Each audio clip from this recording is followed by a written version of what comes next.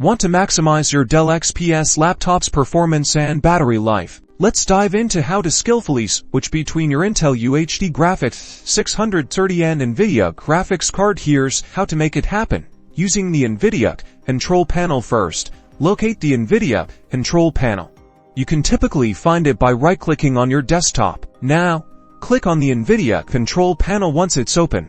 Turn your attention to the left-hand column and click on Manage 3D Settings. Is where the magic begins. In Manage 3D Settings, you'll see two tabs: Global Settings and Program Settings for a system-wide approach. Use Global Settings, however, for more control, especially when it comes to programs. We will focus on Program Settings. Select Program Settings. Choose the individual program from the drop-down that you would like to change the graphics setting of. In Program Settings, select which program or application you'd like to tweak. Then scroll down to the preferred graphics processor setting. Click the drop-down menu revealing options. From here you can switch to either your integrated Intel graphics or the NVIDIA high-performance processor. Choose your required option.